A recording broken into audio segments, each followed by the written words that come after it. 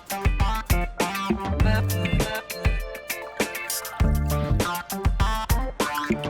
guys dan selamat kembali ke studio Sembang bersama saya Amy. In the studio this week we have the one and only legend who doesn't really need an introduction, but I'm going to introduce anyways lah. Kita ada Abang Bront Palarae. Hello. Assalamualaikum semua. Abang, Thank you for having me. Oh my god, I tak boleh percaya abang ada kat sini sebenarnya. Abang nervous ni? Ever since kita terserempak dekat the fashion show for Bernard kan, macam this is all we have been talking about today. Thank you so much abang meluangkan masa. Thank you. Okay, so Brace yourself. macam biasa kita akan startkan dengan soalan yang lebih kurang sama every week, which is childhood macam mana abang? Complex, confusing. Both parents are half-half. My mom's side, Patan, Pashto, now Pakistani, and Malay, with Thai nationality. Wow. So it's weird Southern Thai. Wow. My dad, Northern Siamese Chinese, so that's another matter. So half-half. They met and then they fell in love and then start family and then so lingua franca kat rumah Thai. Really? Abang besar cakap bahasa Thai? So grew up speaking Thai and then a bit of Hokkien my dad and BM with friends in the neighborhood. English because I went to church punya kindergarten. Wow. By the time masuk sekolah, weirdly, I think the L and R, because Thai L and R interchangeable. So still Loli Melah. then my dad pergi pick up the report card. So cikgu cakap lah, apa ni nama Nasrul Suhaimin tapi cakap macam not fully Malay kan. So my dad sacrificed the Hokkien side. Wow. And a bit of Thai side. So focus on speaking bahasa lah. Yeah. Because my mom was like, there's no way, no. If we have to lose one language, it's not mine. Faham? So, tapi jarang practice juga. So, but I think lingua franca is in your blood. Yeah. And it just, takes some sort of trigger for it to come out or a bit of practice. Senang untuk pick up lah. Senang to pick up. And I consume Thai popular culture, weirdly. Really? Yeah. Oh my I gosh. don't really consume the local Malay popular culture. Wow. Which is weird because diorang fashion advance. So by the time kita consume diorang punya ni, so you go to school memang off lah kan sebab orang tak consume. So like I wear Converse before Converse was a thing in Alostar. Yeah. So was made Sebab fun you of. punya references dari luar negara kan? Yeah, so my dad bought in Bangkok because it was a crazy time yang flip lagi kan. Sampai sekarang lah Thailand punya fashion tu memang lagi jauh abang. So by the time kan kawan-kawan macam, kasut apa ni? Beberapa so, tahun kemudian baru macam, tak nak kasut ni kan. Semua kawan-kawan kutuk. Things like that lah. So growing up, it was like, who am I? Where do I belong? Like, am I Thai? Am I Malay? Am I what? Yeah. Dia mesti mungkin macam childhood yang agak kompleks juga because you were so unique. Yeah. Yeah, in terms of... And in Alostar kan, kalau macam KL mungkin ramai aja like mixed breed or hybrid mungkin of great pedigree kan. Dekat utara kan like there's a lot of mixed people, it's near the border pun anyways kan. Yeah, but so it was a bit of a taklah kata tough or challenging. It's just like I think kids, being kids, trying to fit in and but you look. So kawan-kawan the Malay family were a bit more relaxed. So diorang boleh main lebih lama, diorang boleh. So my dad, there was some the Chinese side, the Thai side. So ada benda yang macam tak boleh. Like, kenapa kawan-kawan semua boleh? And then you kind of like, oh shit, why the Malay family can do it, why we cannot? Because so many different cultures kan dalam satu situation. What was your dream abang? Do you masih remember what was your like cita-cita ada tak time abang kecil dulu? I think because I wasn't like the family was okay but wasn't well off. Like we're not like family who could afford like everything we wanted. Yeah. So I kind of developed a thirst for fascinating things. So when growing up there was this book about inventors, about places, what, when, how, events. So every time my dad kalau pergi shopping mall or I come across any bookstores dalam shopping malls, those were the books. Wow. So it just like Alostar is too small for me, and the more you read about people, the more then you get inspired kan, like wow. People like doing things to change the world and places. So and after that I kind of realized movie gave the sort of same sensation. Mm-hmm. Because movies practically is about people, stories from Stories. different parts of the world. Mm-hmm. So movies were my escapade. Movies were my windows to the world. Movies were also, I think, teachers, guidance, mentors. Wow. So movies really help shape, I think, who I am today in a lot of ways. Which was your favorite? None. I don't have like one particular Okay. like have a bunch for different reason. But Okay. whenever people ask, I always like, it boils down to two titles. Okay. David Fincher's Seven Okay. and John Pedron and Amelie, Okay. which is like totally Wow. like I'm like, wow. whoa. Sekejap ke sini, sekejap ke sana. yeah, like yeah. Wow. So that's the two polar of my life. Super dark or grotesque apa, because of my fascination with noir films. And I think Amelie because of optimistic look into life and people. Yeah. Yeah. But also both very iconic movies. Has to be. Super iconic. But also very artsy movies juga, abang. Betul juga, I think like, movies requires that aspect despite it's a product. Betul. Entertainment whatsoever, but I think it requires artistic endeavors or taste certain level in order to make it personal, or because I think what we do, acting or filmmaking, it has to be personal. Otherwise, I don't think it will work. So yeah, so the artistic sort of taste came through or Yeah. shown through those two titles. Yeah. And yeah, it shaped the way I look at films. So interesting kan. Sebab I rasa macam dalam apa-apa art, even filmmaking, there's always a battle. Commercial ke art? I don't believe in that. Really? I don't believe. Then macam mana pula bang? No, I don't believe. I think it's a lazy sort of labeling. Wow. Yeah. No, I seriously believe that movies that have nothing, macam makanan yang tak ada gizi, so it's junk food.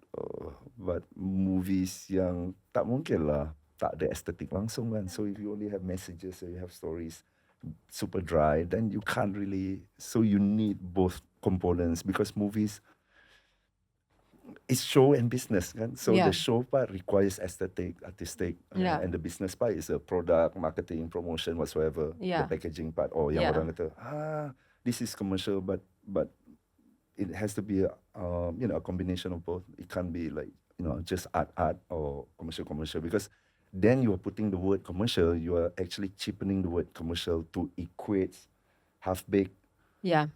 trashy, Yeah, and yeah. I can't allow that. So for me, like no, commercial have to be done like with care, with full commitment. There's Yeah. no separation when it comes to arts or commercial film. It's a symbiosis kan. Exactly. So something interesting about you abang is that you're one of, I mean, I don't really know the statistic lah, but you actually went to study film. Yeah. Which I think, looking at your career, it's evident that you really know what you're doing. It's evident. Okay? But abang, you buat keputusan untuk study film, and you studied film in 1999 at Malaysia Film Academy. Macam mana abang boleh buat keputusan ni? And coming from a family that, macam abang mentioned just now, with parents who were a little bit more stricter Yeah. than the average population, Yep. how did they take it? Was there a lot of support? Way. No way. No way. And Macam this mana is abang like convincekan orang? post-Asian financial crisis. Yeah. So my dad punya, so he had some stocks, things like that. So literally none, like literally no money. And then I was living in Bangkok for 3 years. So after SPM, I don't think I even waited for the result. Or I think after the result, straight away, I was asking, I think I applied advertising. Okay. UiTM. Diorang bagi town planning. Tak mungkin lah kan. Terus, ciao. So, I went Like, on- talking about apa kenapa buat time planning. Okay. tak mungkin lah. So off I went to Bangkok. And it was, Bangkok is a melting pot. And so I think when it comes to showbiz, it just happened that one of my friends was a famous dancer. Wow. which I didn't find out, I think, until I reached there. And we know through this chat thing back in the late 90s, I wouldn't want because want to mention because nanti dia show the age kan. Okay, tak apa. Tak apa. No, I can share. It's called MIRC. Oh, I pernah dengar pasal MIRC ni. Legend my God. MIRC ni. Okay. So Yeah. so ada lah gathering like with our group. Yeah, so yeah. pergi. I was close. Tapi tak tahu kata rupanya artis. Okay. So Sembang kan macam kawan-kawan. So I thought like, kawan-kawan lah. And then bila, and we were very close. So pergi lepas rumah dengan family dia kena-kena. And then there was a TV show came over interviewing all her friends. And then they were like, yeah, I think you are a bit too playful. We like you. Would you mind coming over to Grammy for auditions? So I went, and then I got a gig. So this show called E14. So doing a skit for teaching English to kids. So it's called English for Teenagers. So first time I never shared it to anyone. My God, abang. Yeah, and then I think Bangkok Live, Party Too Much.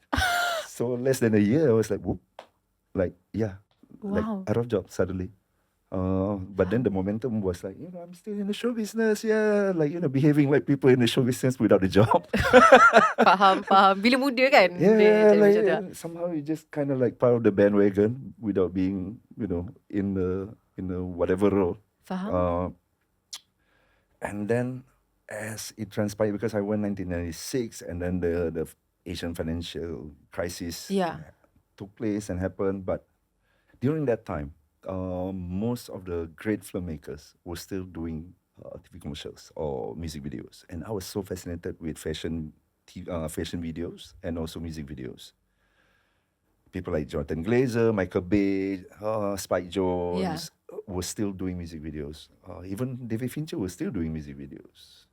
So Michel Gondry. So those are the names that I look up to, and I was like, I wanna study. Whatever they studied, I want to study because I want to make videos like that. Yeah. And I wanted to go to New York. Impossible because no money. And tried to apply Lim Kok Wing, register. My dad said no. I begged my mom, like, just one semester, and then you just need to support me for the first semester, then I'll take care of myself. That was the deal. Yeah. She was like, okay, don't tell your dad that I'm, assisting you in this. Okay. And the night before I traveled to KL, I think a friend of mine rushed to my house and was like, bro, ada sekolah film kat Malaysia. And they use films. It's not digital. And I was like, what? Dekat Finas. Okay. So I went, register, and started learning about films. And every semester, oleh kerana tak ada siapa support, so I know that I needed scholarship, and they gave scholarship. So I needed scholarship in order to finish my studies. At the same time, I need to support, in order to support my life, my studies, and also my pocket money. So I had to work. So earn and learn. So you kind of like, okay, each semester I try to focus on one particular subject. So the first easily technical. So went out and worked as additional crew or volunteered to be crew on projects yang datang shoot dekat Studio Fina. So all of us had like massive black cloth punya stock, extension cable. So by the time orang datang shoot, kadang-kadang orang tak cukup black cloth or extension cable, dan macam, you guys need this. Perlukan crew lah. So you get free meal, you get some money, and then you get industry network. An experience. And then you get next job. And that led to somehow, I think, when Oliver Stone came for Motorola. Yeah. And to be able to lead the tracks dekat quarry for him to shoot a 2.5 second of POV of somebody doing mountain biking. It was a life-changing experience. Wow. Because it was on the quarry, and I was laying all the tracks, and I think it was almost 200 foot panjang. Like, panjang gila, dah macam track kereta api. Yeah. And then sampai lunch break. So bila break, my chief, the key grab, like, okay bro, kau tunggu sini kita nanti abang turun makan semua, nanti kita sambung shoot, kau jaga kat sini. So sekarang kan lunch break, maksudnya matahari tegak kan. So ada sekaki lah kot. Sekaki. Apa shadow. And facing kemah, makan, and also the video village of the client. So I was there dengan shadow yang like less than a foot, overlooking all of them were having buffet, and I was like, I didn't go to film school for this. I should be there, not here. And yeah, that was the first kind of a determination that I need to be there, man. I can't be here. Yeah. Yeah. Then I kind of, yeah, maybe being actor will help, but yeah, we'll go there someday.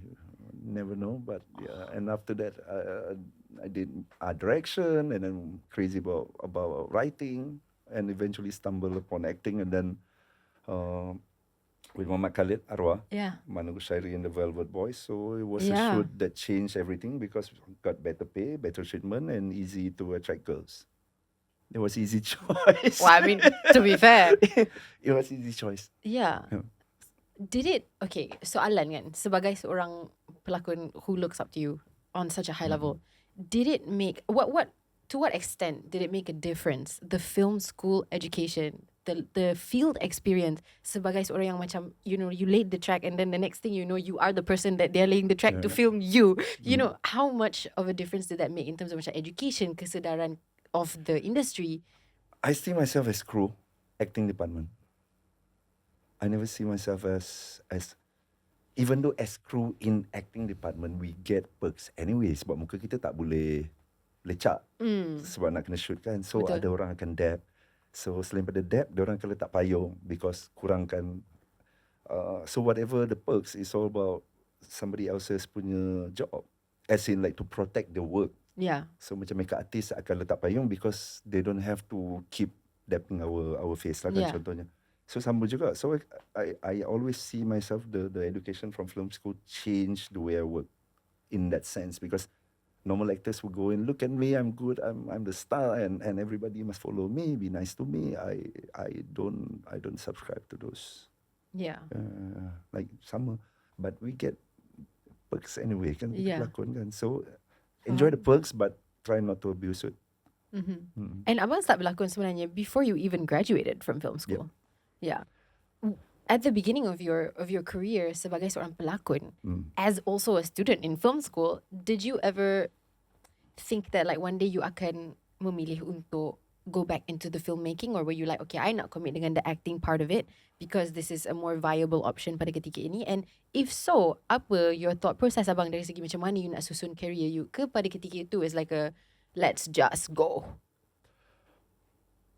No, but I also know about Jack Nicholson. So Jack Nicholson also studied films. Yes. And eventually turned out to be an actor and Became not a Jack filmmaker. Nicholson. Yeah. Exactly. So ramai sebenarnya actors who came from like this background, and Yeah. I think we work better. I think we serve the set better in Yeah. that sense. Yeah. That collaborative process, working Mungkin. with the team. I think is a bit more. As opposed to, let's say, somebody that came from different background, or modeling or TVC. Yeah. I think TVC is the worst because TVC is like they put you on the pedestal because TVC kan. And then you switch to drama, imagine that daripada semua perks ada, Betul. nak M&M sekali apa pun boleh, Betul. ke tak mungkin, boleh bawa baju sendiri tak? Yeah. Betul. Which is, so it can be Quite a shocking experience lah, like a exactly. yeah, betul. So for me, like, it was more towards I need to get projects with great names so I can learn as much as I get to earn. So it's more about learning. I was like into learning more than earning. Faham? Very interesting. I think it's a mindset difference kan abang, macam apa yang abang cakap tadi, where you go into the film, which is something that I'm still learning to this day. It's so late, it's embarrassing, that it really is a team thing. No, it's easy for people to, especially actors kan, there's a lot of vanity hues within the persona of an actor kan. Yeah. Because actors need it, otherwise they can't be Confident enough to yeah, perform and betul. do crazy scenes and all that. And I didn't go to acting school, so the way I look at films or the way I look at scene or the way I communicate with directors mostly from their perspective. Yeah. not from actor's perspective. So Very kadang-kadang kalau cool. dengan actor kan, they'll be a bit, huh? Like what Yeah. kind of communication you have? Like I thought it's gonna be a bit more organic, as in like in different technique, like whatever technique that people Faham. subscribe to lah. Yeah. Tapi mungkin ini ilmu yang akan really membantu a I hope lot of not. I actors rasa kat luar macam ilmu sana. sesat pun. Like every time Abang orang nak ni macam, ilmu I sesat. don't want. I think it can give. I think it can disrupt like school level actings, and I don't want us to lose actors who have that background, because I think it serves certain function. It worked for me doesn't mean it can Works work for for everybody yeah, kan. exactly. Tapi also at the beginning of your career, abang, just 2 years after you did your first ever telefilm, abang buat hosting juga. Yes. Yeah, BTV, Suria. Yes. Kenapa abang memilih untuk because you went to film school abang. Yeah, Lepas tu abang yeah. berlakon. Lepas tu Yeah. suddenly masuk macam a different kind of like subgenre of Okay. entertainment, hosting pula. There's a story behind it. Okay. So right before it was Lang Buana. So Lang Buana, I get salary from my acting role, but I did internship. So I was the second AD and also the conti person. Imagine like cerita yang tengah sungai dengan ada fortress, and back and forth between sungai dengan the land. We were shooting for I think around 58 days. The penat must have been so real abang.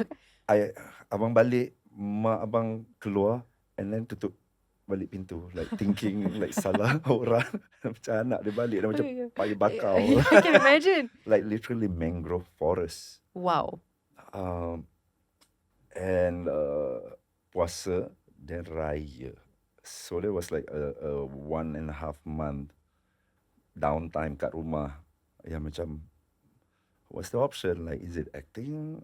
Is it going in production and serve as second AD or conti, and then climb up the ladder, and eventually turn into as AD and then director and producer whatsoever. Or like apa? As I was still shopping and thinking about it, and I think 2 days after Raya, one of my seniors from film school at that time, he was working with Astro. We are looking for a host. Like, engkau rasa macam kau nak datang try tak? Macam, yeah, see how it goes. Let's go. Maybe it can open up, like can expose me to new things. Yeah. And then pergi dinas. Mula-mula first session, I tunggu tu, bayangkan muka macam mangrove forest yang baru recover sebulan setengah, tak fully recovered, yang macam dah confirm 80% tak dapat. Tulis sini semua macam muka-muka model, tulis sana macam, kenapa aku datang sini ni, macam this is a waste of time. And then somehow I got through to the second round. Yeah. And the second round was all about chemistry and because host Dengan and co-host kan. Kak Dinas lah. And I was like, oh lama ni, macam ada model. And I was, siapa, what type, macam mana, okay ke? Yeah. And at the moment, dengar suara je dulu. Suara bunyi dia macam still tu ketak-ketuk. Macam, mana model? And then, okay. So I know like the only way to nail this job is to make her laugh. Right. Doesn't matter how, the moment you laugh, I get a job. So that was the whole. Yeah, so I was doing some. What did you do stuff. about? I Was don't it a know, joke? I couldn't remember. It was What was some it? time ago, but I know I was making a fool of myself. My gosh. Yeah, because I know like as a show, it will be scripted anyway, kan? Confirm. So right now it's just about that little, people just want to see interaction where they're comfortable enough, and yeah. So that was the strategy. Yeah. Be as silly as possible, and within 5 seconds, It she was worked. laughing. But you never know. Still at that time, I was like, it could Yeah, go of course, wrong. Like somebody suave masuk je, macam angkat kening sebelah je, and then the producer just like, let's go with this one. Betul. You never know kan. Exactly. Until then, got the job, and it was a blast.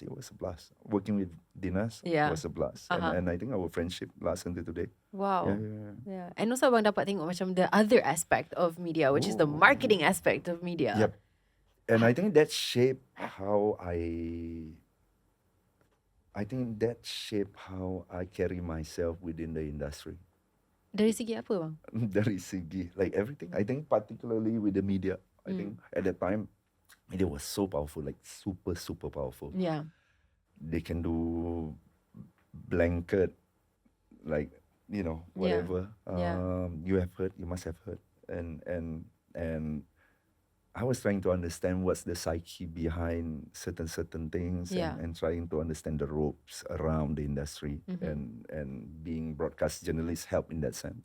It kind of buka mata on okay, this is the relationship between the media and artists. So if I get to be on the other side, then I think I know how to not to play Handle along. it. Faham? Yeah. But also there's a lot of fear because you get to witness events and things like that, like controversial events or controversies, things like that. Yeah. So there's a lot of fear, and once you have or develop a lot of fear, the easiest way to handle fear is not to handle at all. So I just shut down on the media side, and my strategy at the time was like, let's go for regulars, let's work with directors, get them enjoy working with me, and no one can say no to them. So I was focusing on being the best wingman in town.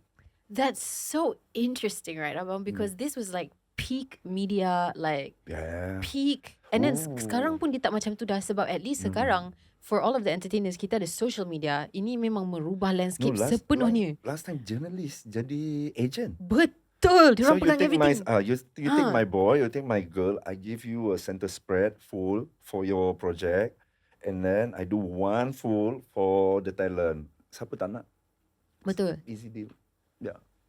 Wow. But like no qualms, like people get to choose their journey, and like we orang lain just cara don't- lah, I like guess orang kan. lain cara. It's just that not our journey lah kot. Betul. Following all of this, Abang, you also did a bunch of dramas and stuff around this time, but there was something interesting in your life story yang I rasa macam menarik ni. So lepas Abang dah kerja in the entertainment industry, you were gaining traction in your career, you decided to take a break from filming for half a year. And then Abang pergi to Italy to learn a course of language and culture at the University for Foreigners Perugia. And you also got a scholarship for this, Abang. What was going on? At which point Abang boleh sempat untuk apply for a scholarship time Abang tengah shooting?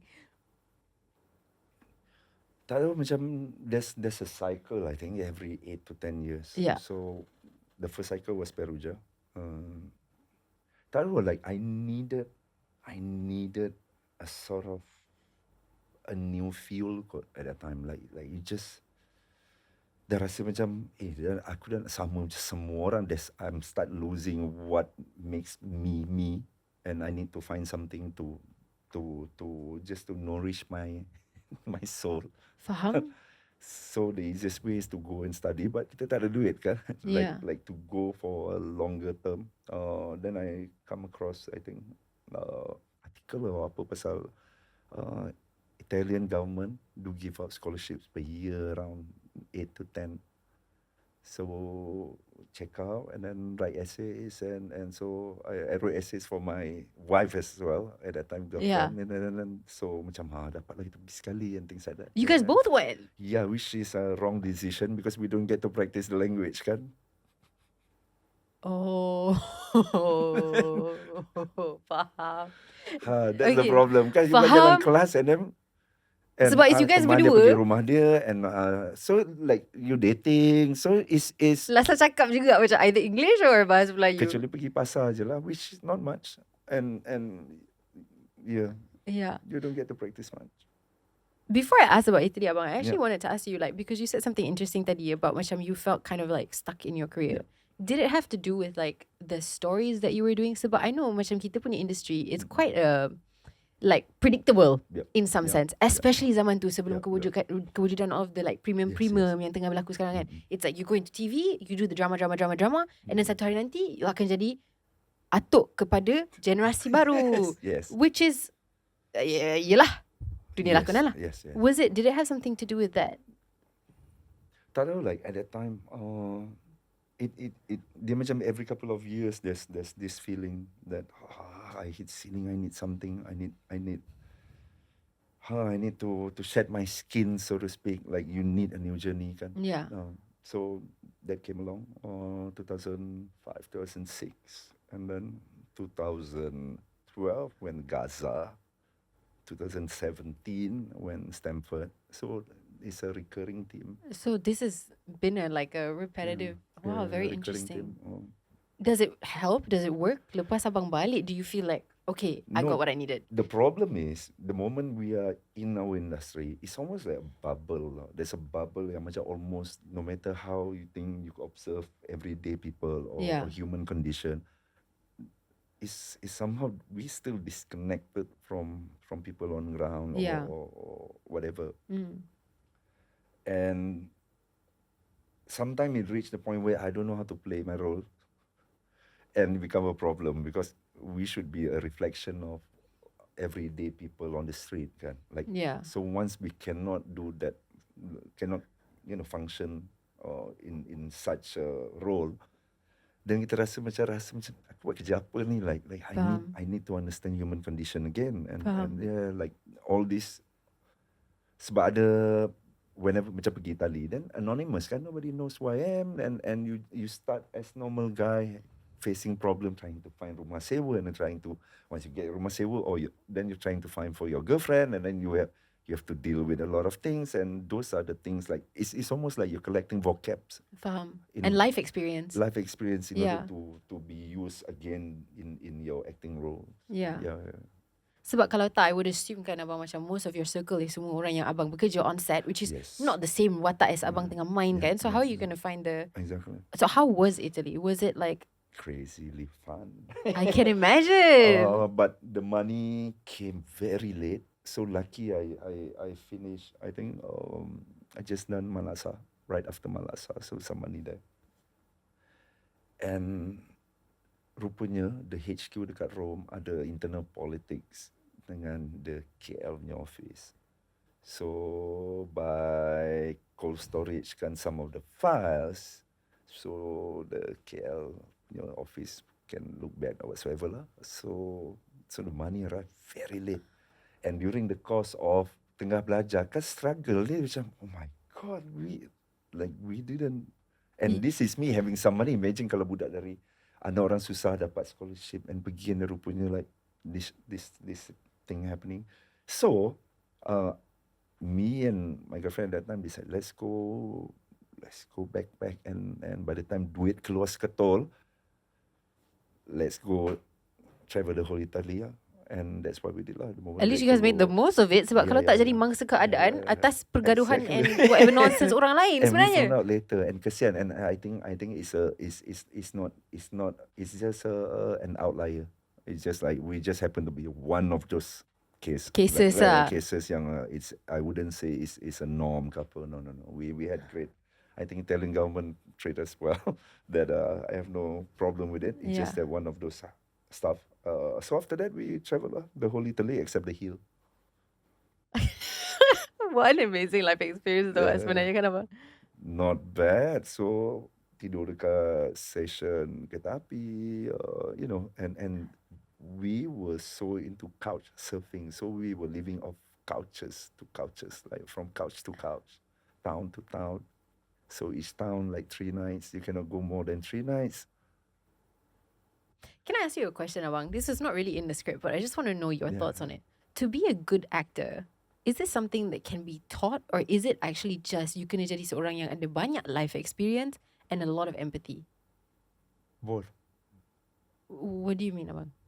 Like you need, so life experience is like the software, and the skill to emote is like the hardware. So you need both still, because there's no point you have like all the skills but without life experience, without empathy. I think like with roles particularly, sometimes we don't agree with the role, like decision making, but you have to play him or her, and you have to own their fault or their indecisiveness or the decision making process, or whatever lah kan. So there's a lot of degree of accepting human condition without putting label or judging, and Yeah. yeah. because that's something that I've noticed, which I'm from the conversations yang I pernah ada with like actors and stuff like that. I've realized that some of the people that I look up to as like the greatest actors that I will ever meet in my life are the people yang ada life experience yang really kind of like a lot, you know, like some of them have been through some really difficult things, which makes them such accepting, loving people. Some of them have been through like very crazy life experiences that are super fun, which makes them able to like do so many different things, you know. And it's a very interesting concept because this art stuff is so difficult to. It's, I think, because it deals with truth, kot. Like Yeah. there's a lot of truth in your own experience, kan. So when you deal with things on paper, sometimes writers write based on references. Like, I love this scene. I love the scene from Before Sunrise. I wish like people can walk through, like, you know, with KL background, like, you know, like. But to those who've done that, then they'll be like, takkan tak ada nyamuk? Boleh tak tambah nyamuk? And then it become organic. Yeah. And if you play it right, then it become cute. And then it become original when just like life experience. Yeah, yang bagi, because it's not Inspiration tu kan. yeah, it's not about anything. Yeah. It's just like because you've been there, you know, Yeah. and then you can play. Then you figure out like configuration of maybe tepuk dulu, and then the girl sepak muka and like, kenapa you sepak I? Nyamuk. You know, things like that. Then the whole thing's developed into something original, organic, and interesting. Yeah. And but you need the vocabs to be able to execute on that level kan. Yeah. Every time you take these gaps abang untuk macam mencari balik, like, you know, your experience of life, your perspective of life, do you miss it? Miss Acting? Do you miss it? Miss acting? Yeah. No, because you enjoy something else. Like you enjoy. We even, like, you know, like on the last day of our visa, we were in Bolzano checking out the 𝙁𝙊𝙇𝙊𝘿. Okay. Oh my god. And then I was trying to shoot. So we bought a camera and I was trying to shoot, like, you know, so if you have camera, you can get access to museum for free. What? Because you go under, like, I'm doing a program. Oh my god. So backpacking, you find ways to, like, you know, like work around it lah. Let's go, faham? So like we've done Winter Olympics Torino, like seriously. Sorry, abang, you did what? Winter Olympics. Yeah, Winter Olympics Torino kan. Yeah. Yeah. So we were there. Lurid was like making special. So we got like the press punya access, things like that. This is a thing you can do? What do you mean, abang? Oh my god, you watch abang again. Kejap lagi kat Paris ni, I nak show up dengan my camera. I will be like, God. I'm media. So what happened was dekat museum, and I was trying to liaise with the Malaysian tourism dekat Milan. So we were there before, and then we moved to Verona, and then we moved to Bolzano, like eventually Bolzano. And hantar email, pergi museum, check out, shoot sikit, and then macam dapat message sama the proposal you say ada problem. The problem. Okay. So pergi balik ke the same cyber cafe. Now, the cyber cafe daripada mula-mula duduk dalam, tiba-tiba letak paling luar. And as I was typing, suddenly ada carabinieri, the policeman. Yeah. Like 4 of them came over and nampak shadow je. Memang macam cinematic lah kan. Macam, ini aku je lah ni. Kita 2 orang je kat sini kan. So like toleh-toleh memang. So we were charged for fake money. Okay, that's not. So I was like, no problem, because we know duit scholarship. And duit scholarship datang pada banka di Italia, which is a bit like bank negara. So the moment dia orang tanya, duit ni daripada mana? And imagine you say, bank negara. Kan kelakar macam, memang tak, kau agak-agak lah, janganlah menipu kan. Kalau you know, it's bank negara, central bank. So central bank tak issue duit macam retail money. Kan? So macam boleh kita sembang kat balai. And the whole bag, knapsack, whatever lah, semua masuk. So my first dalam life masuk petrol car wasn't in Malaysia, it was in Italy. Siap ambil gambar lagi sebab macam, this is bragging rights. Abang, that's honestly the street cred is like through the roof right now. Style. That's not the worst part. The worst part was, so we were detained from, I think, afternoon until I think almost 7. So memang semua benda keluar. And then luckily, semua yang keluar lah train ticket stubs. And also museum punya brochures. And macam after a Like, while, what are these criminals doing? I tak kind faham. of like after a while macam so obvious narrative kita orang nak fake money ni, Memang you tak know, ada. won't stick kan. Yeah, of course lah. So didn't stick lah, and then the official letter of the scholarship and also the letter for us to get the money from the bank negara diorang. Then I'm like, okay, but it was our last visa punya, which kalau dia betul-betul nak kerjakan abang at that time, dia tunggu je sampai 11:59, and then okay, you can go, you're free. As I walk out, I They step capture you up again and lah, dia like, macam- tada, it's 12 o'clock, I'm sorry. Tapi itu tak elok langsung lah bang. Itu Yalah. memang kejam sangat tu. But during that time, that crossed my mind. That was like, we are... This is a dangerous situation. This is, we are like... This So close. scary. And then we overstayed by another 3-4 months.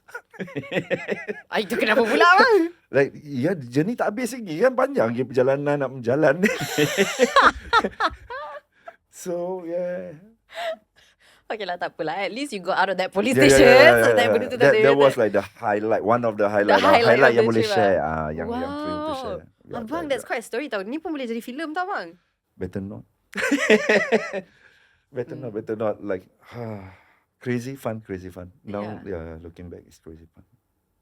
It's and Very also cool. hari balik pun buat hal. Buat apa benda? Hari balik sebab pergi museum and dapat Yugo Express kan, dapat semua macam-macam lah kan, all the Press all of the press, everything lah yang press tu. Nah, kau penuh ni, duit ni tak.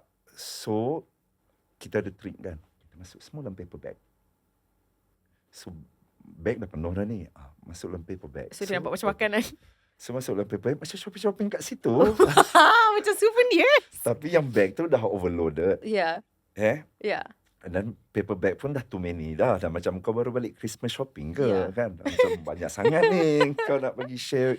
So orang brother yang waktu dekat check in tu macam okay. Tapi masalah itu part yang kita tak tunjuk. Itu yang part kita tunjuk. Yang tak tunjuk ada lagi sejenis area lagi yang penuh lagi dengan ni. Oh my Until kita God. nak boarding masuk dalam kapal terbang, tada, is the same guy.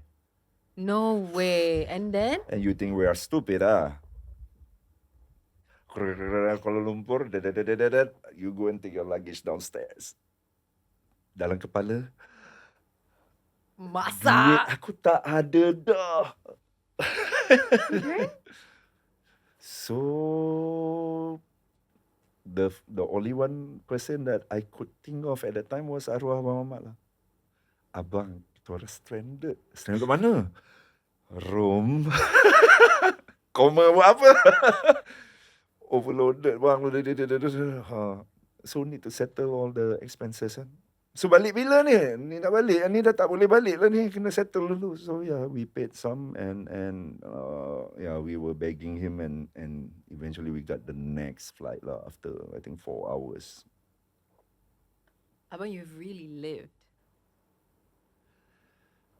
Yeah, not bad. But I think it's so important juga, I guess, as a person, like in general kan, because you work in an industry that macam memerlukan segalanya daripada abang. Bukan saja your brain, your physical, your energy, your everything. Like and so kalau abang tak mengambil masa ataupun mencuba untuk mencipta ruang for you to diisi balik, Betul. dia akan macam jadi macam Recycle aja lah. Ya, benda yang Recycle sama. rasa, recycle reaksi, recycle pandangan, which abang tak rasa macam healthy pun benda tu. macam tak tumbesaran kita terbantut kan. Yeah. Macam once take up acting or jadi professional actor, seolah-olah we don't grow anymore or we only grow through the roles that to we hear. play. Interesting. My God. Okay, so after that, abang, you came back and then you started acting again and you got more and more into films. And I think 2010 was one of the huge years for you lah, bang. This was your tahun tapau segalanya dekat FFM 23, which then you've done so many times sebenarnya, bang. It's just like a casual thing for you already at this point.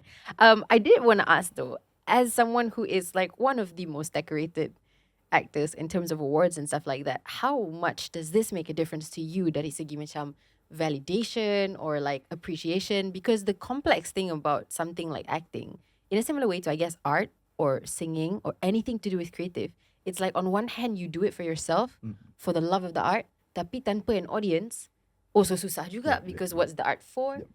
How much does it mean to you, and what is like one of the highlights in terms of your recognitions or validations that you've ever received in your career? Wow. Yeah, it's a deep question. Macam soalan menang Nobel Prize. FFM je pun.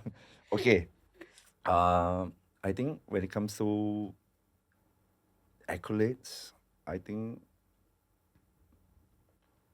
I give myself 5 to 10 minutes to enjoy the feeling. As in like, okay. And it's more about validation towards decision making or ideation before. Because during project kan kita akan discuss with director, and sometimes like in disagreement, in agreement, like, you know, regardless. But it kind of validated the decisions that being made during those times, and I don't see much as a personal accolades. You know why? Sebab orang tak judge acting by rushes, kan orang judge acting by edited punya. So you only see the best side of. So I work with great team. Of course, I work with good editors and great editors, and they're gonna choose all the, you know, the parts that. So it's more like happy for the team. Give myself 5 to 10 minutes to enjoy it with my family whatsoever. But is after that it's just back to square one, blank slate, means nothing. So this is something that I really want to know from your perspective, abang. Sebab I rasa macam I yang kerja dalam industri pun, like I was telling you outside kan abang, macam so stupid sebenarnya, tak seberapa fikir pasal benda ni. And I rasa orang ramai kat luar sana yang tak terlibat dalam industri kita mungkin tak tahu benda ni juga. To become somebody who is viewed as the best actor, you don't just have to be the best actor. You also have to have the incredible skill and kepahaman of the industry untuk tahu team mana yang sesuai dengan you. It's not just like you go to set, you berlakon dengan power, and then semua benda akan jadi power. Sebab kalau you tak bersependapat with your team, then benda tu tak ke mana. Or great performance in the wrong hand. Yeah, exactly. Can be like cut, like, you know, lousy. Yeah. You know, lousy forms and things like that. How did you decide and how did you choose, abang, macam what type of actor you wanted to be and what you prioritized? The character versus the story versus production team yang hebat versus director yang hebat. Macam mana abang buat macam pertimbangan of what's important to you? Mula-mula mungkin waktu kita nak try out. So it's about showcasing. So maksudnya it's about roles, like, you know, I want to be like, the most tragic or crazy, or look at me, I can do so many things. You know, one of those kind of first phase. And then the second phase, you're trying to find something more meaningful. Or like, you know, something that can highlight, but, you know, not to, or something more refined, like katakan kan. Yeah. But quickly I you know, came to realization yang at the end of the day, people don't really look at roles. People enjoy stories. So then it shifted towards great stories. And then sometimes dapat script best, and then keluar is salah.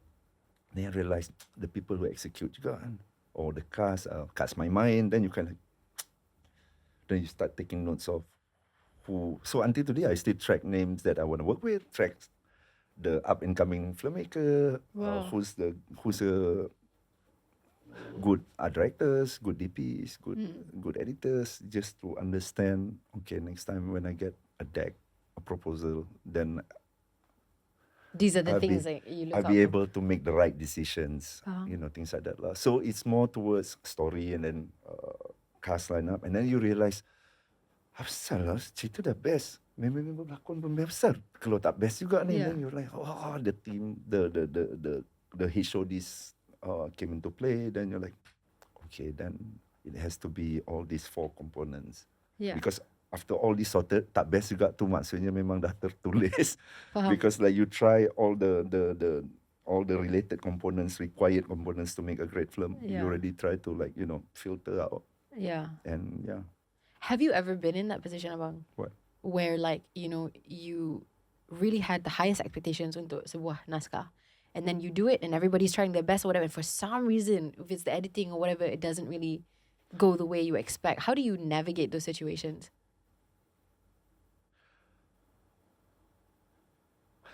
Dia macam, but I never buy sort of mungkin self-preservation. I don't get too bogged down or get caught up with the highs nor the lows. So like achievement, grateful, but yeah, I won't change. Or failure, like grateful for the lesson learned, but Yeah. it won't drag me down. So I don't really see it as a kita dah buat best lah diorang ni so Yeah. I don't look at it like that. I just like, oh, okay, I learned my lesson, I'm not gonna Yeah. work with you again. Faham? So it's Things more like about that je like lah. what you want to do with your career at that specific time. Yeah. Yeah. It's about, because you need to preserve yourself for the long run. It's a Correct. marathon, it's not a Correct. 100-meter dash. So if you, like, any small thing can affect your headspace or your That's also tak healthy juga. it's bad, because it turns you into something else, like, resentment, bitterness, and it eats you up from the inside. And Yeah. I don't think, like, once you reach that point, the industry even, works for you or suitable for you, or is it as a suitable career choice, things like that. Yeah. Yeah. It should be, it makes you better, like a better person, because you learn about human being, you learn about other people's problem, then you understand. Some project, like, will allow you to learn about history or things like that, and it makes you a better person in so many ways. Yeah. And I think that's what acting should give to people. Wow. I mean, yeah. Hopefully, I mean. You're right. No, it's just there's always like it's a very difficult thing to accomplish, that kind of mindset in an industry that is so based off of validation, right? And have you ever noticed also, abang, in your career throughout time, that like the more you do, and obviously you are, I think abang, you can walk onto any set and people are gonna be like, whatever you think is right is going to be right. This is our new way. I feel like because you've done the work, you have the I think reputation that that's you a work problem for. as well. Really? Yeah. Kenapa pula, bang? Like you can't be right all the time, kan? So most comfortable environment is, I work with people who treat me the same, like the past 15, 20 years, like, like, we have arguments, we have disagreements, we have differing point of views, but I think the whole team knows that whatever we fight over for, the mutual respect greater remains good. there, the love remains there. It, just because kita tak agree on this particular scene like this, it means I look at you as somebody yang tak kreatif, whatsoever, and vice versa. So to remain, to have my feet firmly on the ground, I think I can't have, and I hate it as well, like, people just agree, and you go into quasi paradise. I think I can live in that environment. In that like as well. delulu kind of, yeah. Like I cannot as well. Yeah. It likes grounding in.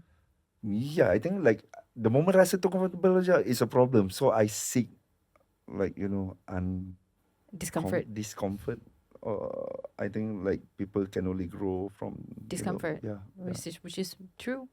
But I think also something in your career, about in 2010, you co-founded actually Auto Films. Was this because you had gotten to a point in your career where you're like, okay, I want to take a more active role in the creation? Like, how did this come to be? Oh my God, you don't believe this. This is such a crazy. I thought, like, I came up with a brilliant idea. Okay. So at that time, Finas had this 30,000 grant. Yeah. For short films. Okay. That can go up to 30 minutes. Yeah. Okay. So I was like, okay, if we can get three of my friends, each apply for Finas grant. Yeah. Then turn it into triptych, kind of an omnibus. Then we are getting a 90 minutes punya content. And 90,000 punya. That's not a bad idea. This is a brilliant idea. Yeah. And then once we combine, we just need a bit of money in order to transfer and turn it into films. Yeah. Then went to see Finas lah, and being ex-Finas student kan. So I thought, like, boleh lah ni kan. Macam, diorang akan favor untuk ni. And pergi jumpa, and macam, we have a scheme with the Bank Simpanan National. So at that time, so if you really believe in your project, don't ask for short film, just go straight to movies. I'm like, Ni macam dia skip satu chapter, dia skip They're satu. like putting on the spot, like, Wow. So now you're like, I believe in my project, but tak lah believe a level, like, and we eventually we went, and we had very modest budget, like, because we know the stuff we are making, and then I think that's the biggest mistake, listening to people. And they had industry advisors yang tolong, because they are a bank kan. So the industry advisor was like, you need a bit more money, and it was a loan, and it just shot up 25-fold. Well, I mean, which is a good thing. Because no, like because it's a loan. Because like we didn't need that much, but then the moment we say we don't need that much, we only need 400, and like it doesn't make sense. It's too cheap that people don't believe we could do it, and they were like forcing us not to say like, if 400, I don't think you're gonna get they're gonna give it to you. You go like, exactly. So it comes with things like that. And so actually, I originally thought it was a good thing, but it's actually not such a good thing, right? Because the more that you take on a loan basis, like the more you also have to repay. That was my first lesson. In the land of mediocrity, following the herd is death. Ooh. So in the land of mediocrity, the only way to excel is to go against the grain. Which is also one of the most difficult things to do, Abang, because if you go against the grain, what's going to happen is you're always going to be ostracized. Like getting burned in 2010 with auto films helped a lot in, conviction. Like, learn my lesson. And those are big names, and they had the best intention. It's not like they want to see me like no, they had the best intention. It just didn't fit what I was trying to do, and we're still paying for it until now. My God. Yeah. All right, Abang. So 2013, Pixel Play Entertainment. You continued to do production, tapi you startkan tubuhkan a new company lah. Yeah. And how was that? Was that like did you feel like, okay, sekarang dah ada experience of the first one? We just got married, and she's been doing reality shows, directing, producing, things like that. Yeah. And then we can like, maybe apa? It's time. It's time to revisit the journey again. Yeah. So we set up Pixel Play. It's giving power couple lah, bang. Power couple. No. And then it's also about like like serving projects and learning from projects as well. Then we did support services, which is become local fixer to foreign production that came over. So so to tap into how they look at Malaysia, how they think the system of shooting. Yeah. So which is really cool. Earn and learn.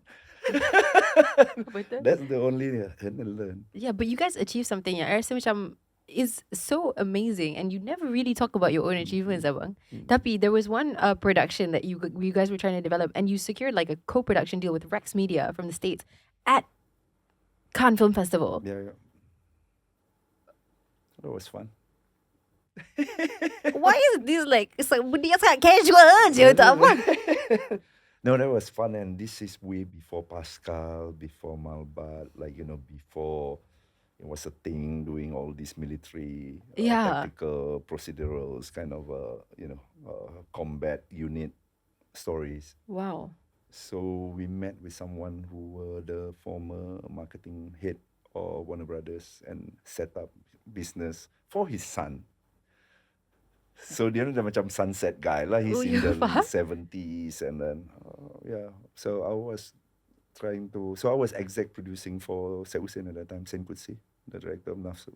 It was his project, not mine. So whatever that you read about the project, it was very cool. So I was just like brokering the deal, and it was a success. And then my contract ended, and I settled down, and I don't know what happened, what transpired in that project. But you guys are still operational, kan?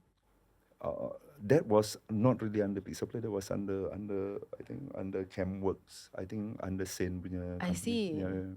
But I feel like around this time juga, you started having these insane international opportunities, Abang, and you have been so unbelievably successful. Bukan saja dekat Malaysia, tapi overseas as well, which is something that we rarely get to see, like an example or like a hope for us.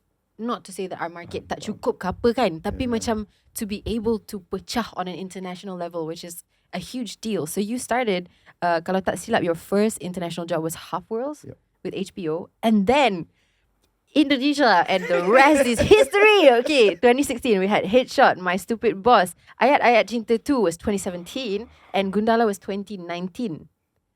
And you berlakon dalam bahasa Indonesia, bang. Until today, I still don't speak Indonesian. How did you do it? Sebab masalahnya, bila I cuba nak bayangkan kan, Yeah. you have to berlakon means you kena menggunakan bahasa. This is like the only reason I boleh bayangkan benda ni is because my bahasa Melayu is not good.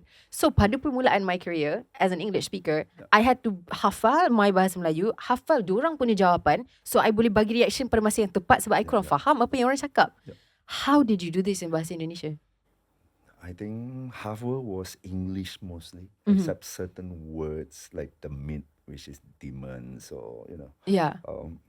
But it was like a nice transition because we shot it in Batam, Yeah. Internet Studios. We used Indonesian crews, so it was a nice introduction. Orientation lah, kan? Assimilate. Yeah. And then I think coming from film school helped. Yeah. Because my goal on every set that I work on or I work in is about making their life easier. Faham? Every department, like if I can make your life easier, then we're gonna have a good time working together. Kan? Which makes you one of the best people to work with lah. For That's sure lah. the only USP kan. Like you can't rely on anything else. Kita tak jual benda Betul. privacy, like private life dah tak berniaga. You don't like what else do you have kan? Betul. So yeah, and then I think it from there then it led to something else, and a lot of time it's just luck, I would say. Pure luck. And Pengabdi Setan, the biggest of all. Yeah, I believe we can start. Okay, that one is its own entire It subject. started as a favor. Really? It started like until now is favor that keeps giving. But I would have to say Terbaik Dari Langit was the gift that keeps giving. Yeah. Because a lot of things came from Terbaik Dari Langit. Yeah. And I don't want to play down the importance of Terbaik Dari Langit to my career. Yeah. It's like, honestly, abang, when you think about it, there's only one word, it's just rezeki lah. Yeah. Like you can only do so much, but at the end of the day, if kalau Allah tak bless, then it won't happen kan. So in this case, it just happened that Joko was in town doing his medical checkup. He was bored. He's into UFO movies. Our movie got UFO on the poster. It was like and he watched. I think he watched almost all Malaysian movies anyway. So he knows the context of Malaysian cinema, the tradition, the heritage. So tengok, and he tweet, and then the rest of the team was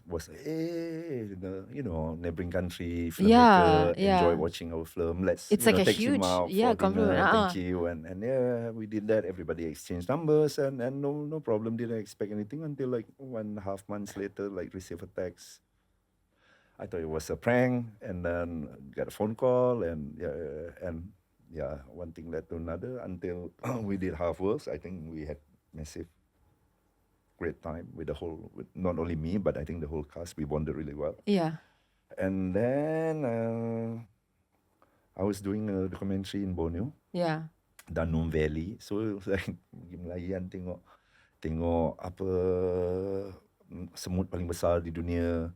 Pergi tengok orangutan, like sun bear, and then suddenly baru sampai hotel dekat KK nak that night dapat miss call. I was like, ni miss call ni tak sengaja ke? So I just waited for a while. Tertekan lah ni kot. So okay lah. Tak ada apa. The next morning, like proper phone call, like, this is funny, okay? Yeah bang, like how may I help? I need your help bro. Like, what's up? Like I'm doing a movie, can you be my bapa? What do you mean like be a bapa? Like, yeah, I'm doing a movie of a remake of a Indonesian classic called Pengabdi Setan and blah blah blah. I'm like, okay, send me over the script. Let's see. And then I read the script. My wife read the script first, so she was like, "This is old," and I've been like, I've been delaying my on-screen age, like trying to stop. Like I didn't take like father role. Like try to delay father role kan. Eventually you're gonna play father role anyway. But you try to delay lah kan. Jangan enjoy je lah dia punya. Enjoy jadi single dulu ataupun kan. Sebab the moment you jadi father and then orang register father kan. And so what happened was my wife read. By the time I sampai airport, dia cakap macam, which role lah that? Anak dia dah besar tau. Tak apalah, maksud tak ada rezeki lah tu. And she was like, I don't know how you're gonna turn down. I said, why? so good. I'm like, okay, let me read lah. So ambil flight, balik. Then read the script. Halfway through, there was my feeling as well. Like, I don't know how to play. This is too old for me, abang. But halfway through, I like it. It seems like a whodunit. I like the all the elements. But let me finish the script. Then within 1 hour later, finish the script. We had a conversation. It was already 1:30 at that time, 1:30 in the morning. And rupanya the whole team was right next to him, waiting for me to say yes, because you have to fly in tomorrow, and we have to be fitting, and we are shooting in 2 weeks' time, and blah blah blah. Whoa! This is too big, too soon, too. Oh my God! Like, so we kind of had like a. I don't think I can do this, blah, blah, blah. And it was like, no, I watch your back. Like, I'll be your safety net. Whatever it is, I watch your back. So then it became a pledge or a sort of promise. Okay, if you watch my back, then I'm willing to, risk it. Yeah. So the technique that we used was parroting. Okay. Yeah, parroting. Gimana Rini? So like you give me the real intonation, I listen and like. And just copy like that and paste. Yeah. And from there, then once you get a bit more traction or get firmer lah, not firm grasp of it, but like, get hold of the material a bit, then you can play like a bit more, and eventually, it was crazy. Like I think Bang Joko is crazier than me. I think like me, because he said like he will be the safety net, like watch my back. Then okay lah. But I think the risk was bigger on his side. Like, it could have gone really wrong. But he didn't. Yeah, but he could have gone like. So my life, like the favor and the nudge and the pull by other people, is beyond belief. Like some of them had more belief in myself than even myself. Like they had more belief in me than myself even. That's okay, abang. Firstly, before we even get into that, Pengabdi Setan was the highest grossing film in the whole of Indonesia for the year of 2017 and was distributed in 26 countries. Yeah. In a language that you don't even speak about. That's crazy. And that's acting. Betul. But that's, I feel like that's next level punya acting lah. Sebab untuk kebanyakan orang bang, kita berlakon dalam bahasa kita pun takkanlah sampai. But you only check out the good things kan. Maksudnya like if you check out all the rushes, then you'll be like, Jahannam bang, saya dah tengok sekolah. Like it's normal, and movie components got music, got CGI, so obviously I think there's a lot of wool in front of the eyes that you don't really spot it. On a personal level, like you are considered by literally everybody that has ever watched anything that you've ever done to be one of the greatest actors ever. Well, do you ever view yourself like that, or is it like, do you ever feel like, I don't know, normal human things, like insecure about your own acting? Very. Really? Very. Like people who like the frequent collaborators enjoy that part of me. Yeah, like vulnerable, insecure. I think Bang Joko enjoys working with a lot of his actors are insecures. Like a insecure bunch, like need validation from the director most of the time. Despite like how people perceive or view, like maybe because we care, and maybe sometimes director see that as commitment, or like you really want to do it well, that you don't really gauge. I don't even watch the monitor except if it's technical, like at the pyros, then you have to go there for marking purposes kan. So it's purely serving director. I think it's the humility, right? It's but also you kind of know where you stand as well. It's not like you allow yourself to be bullied around couple, like, so there are things that but all I can say is working with great directors are always easier than working with not so good directors or not so great directors. I feel like that's because they are more they are more generous. They allows for things to happen. They don't rush you. As in rush the process. So they create most of them create a very conducive environment for good things to happen. So Yeah. not only the cast, the crew as well. Yeah. And most of great sets I work in always treat everyone the same. Yeah. There's no separation. With a lot of Yeah, respect. so it's Yeah. it's a joy, and I think you get kicks out of it. Then after a while, you kind of like you chase that feeling, like being on great set with working with great people on great project. Yeah. Then that's so it just that's the chase, like Yeah. you keep chasing that That's when feeling. you feel like a real Yeah, actor, right? yeah. Yeah. Abang, so I know you don't really macam tengok your own cerita kan. Abang tengok tak pernah. Kena pas. Tapi tengoklah juga. Tengok. Like Okay. with Abang Joko, like his premiere he always lock the door. So tak boleh lari. Kenapa Ada dua kalau sebab, tak? ada Abang dua akan sebab, caw kan? Ada dua sebab. So satu, ramai pelakon dia tak suka tengok diri sendiri, so to avoid. But that's not the main question. The main question is kalau ketujuh, dia akan scream ketujuh dan dia locks. So sort of to ajar the industry, jangan datang lambat. Oh. Kalau datang lambat tak boleh masuk lah. Kan kita cakap, Which is fair. kan kita cakap 7, like 8 Mm-mm. o'clock. The show starts at 8. Short on time lah. Macam tu. Then siapa suruh datang 8:05, bye-bye. Betul. Yeah. Hormatlah So, karya orang kan. Why don't you like to watch yourself, abang? it's like meeting your ex.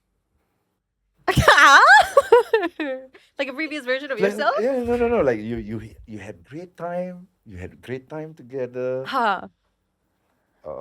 Possibly you fell in love with it in Yeah. the first place. Yeah. That's why it turned into a project that you wanted to do. Mm-hmm. But there's nothing else you can do. Yeah. Yeah. There's pretty much nothing except regrets. So what's the point? Oh my gosh. Okay, faham.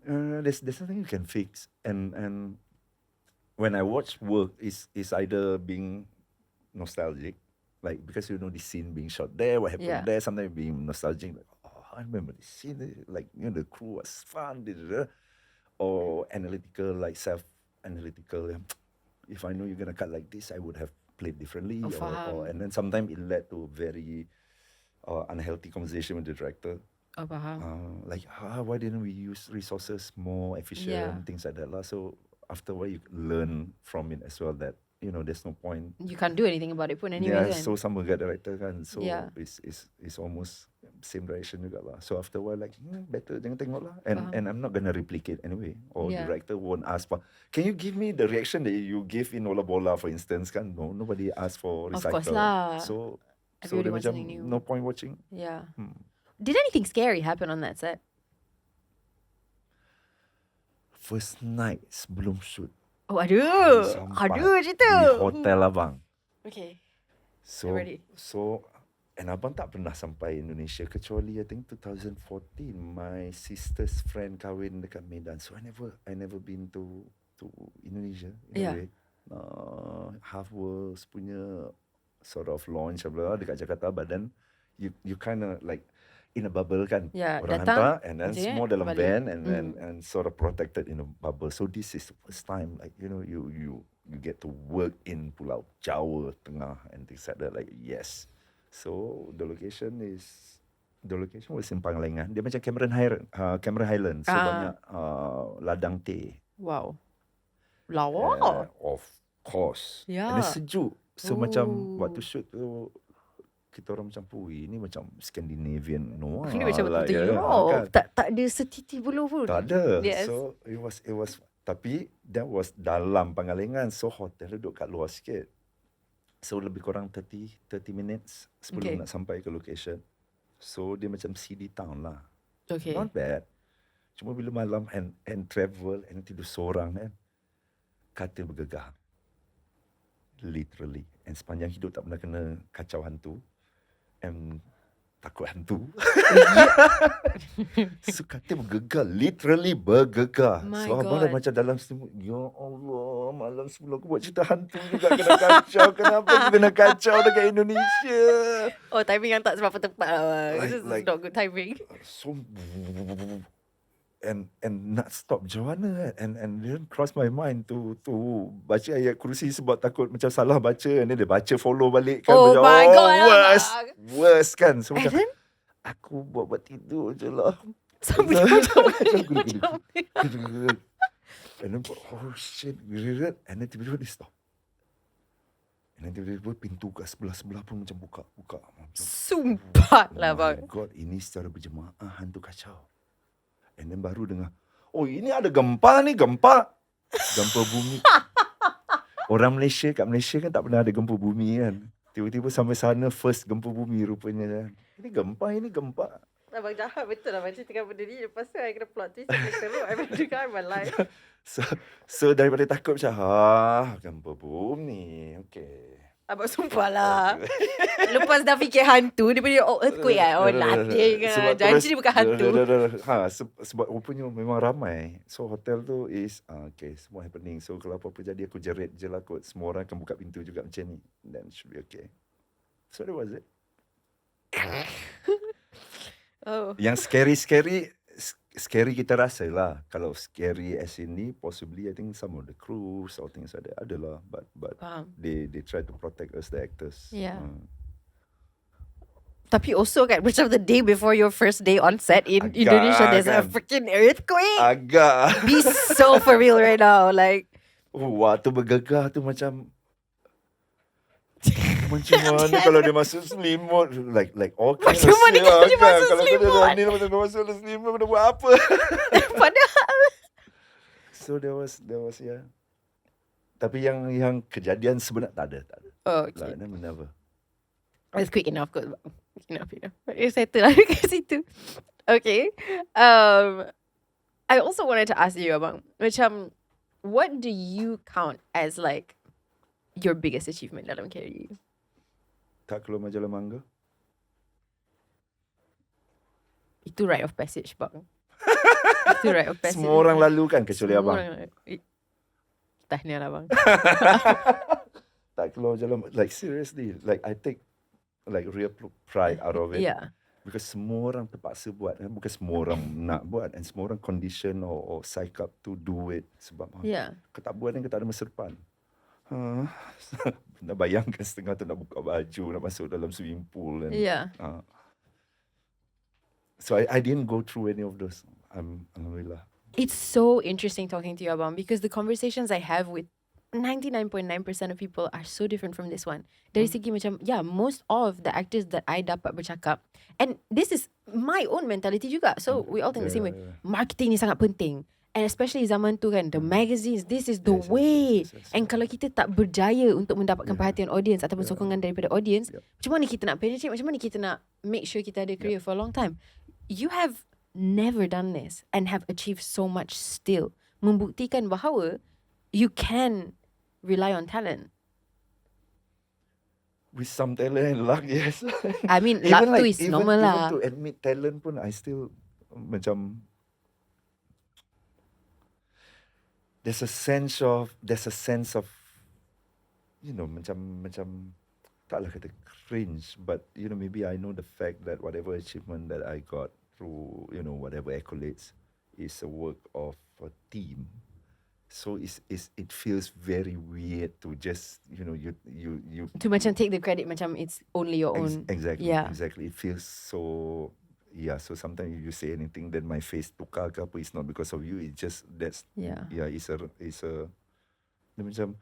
But I can understand because industry works that way. Blah blah blah. Award shows are, you know, has to be cut into different categories. But from my perspective, yes, thank you. Sounds very nice. It feels nice. But 5 minutes after that, it's how about the editor who make me look good, or how about the composer who feel like not enough. I think maybe we put we do subtle music to, you know, bring up the emotion a bit better, or the intention in his eyes. Then we highlight that with subtle music, and orang tengok macam power ada berlakon pada music kan.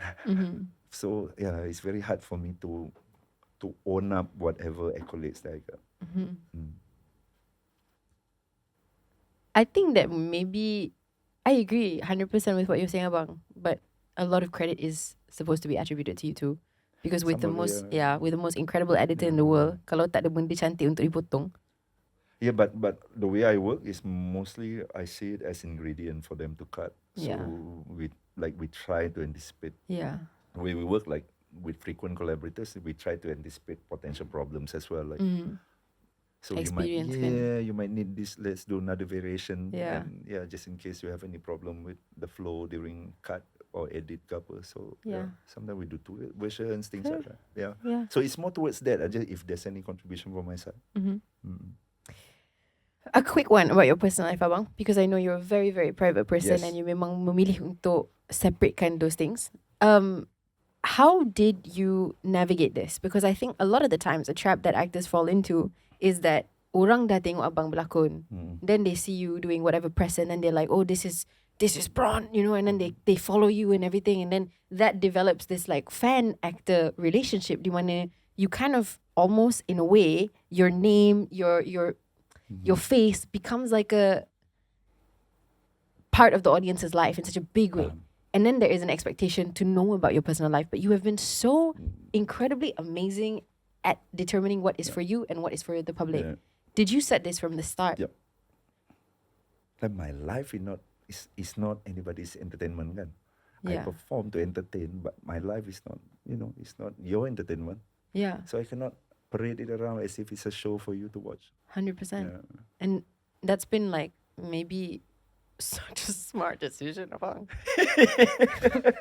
Wow, such a smart decision. Because everybody was like it's like we mentioned just now, like people just condition you to subscribe to certain ways of thinking, which they themselves subscribe to it because somebody else is just herd mentality. Yeah, Kenapa dia tu berjaya? Aku rasa sebab dia pandai buat marketing lah. Dia keluar semua magazine.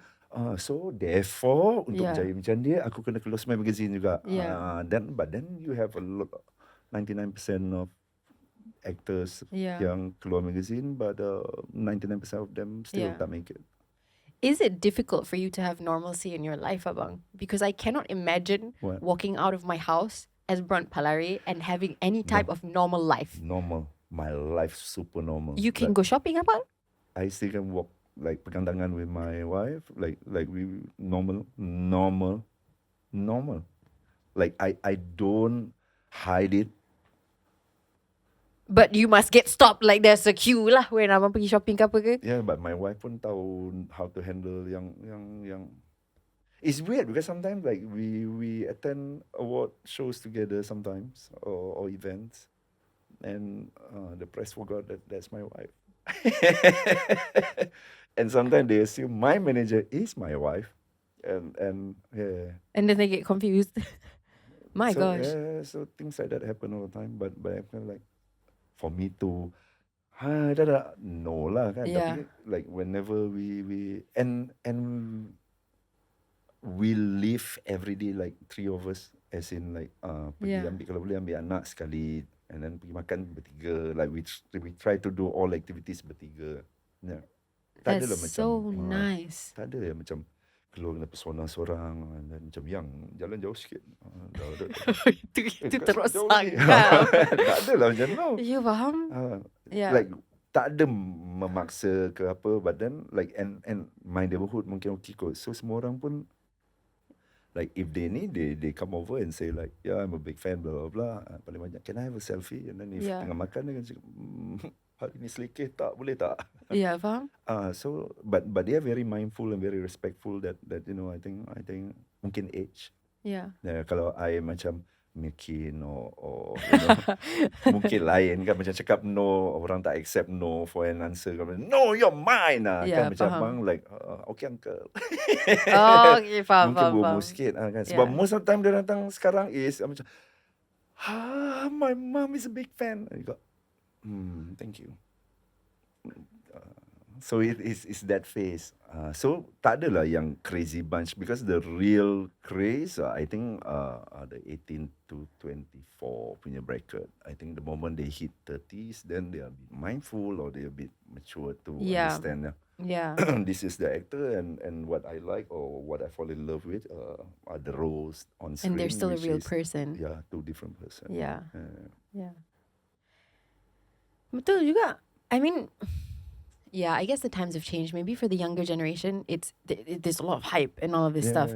But the longevity and maintaining a successful career has become even more difficult. Sebab sekarang the generation is like the swipe generation kan.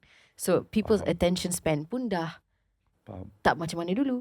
So I think maybe because my career take off so slow that it provided with enough time for me to build rapport with the whole industry.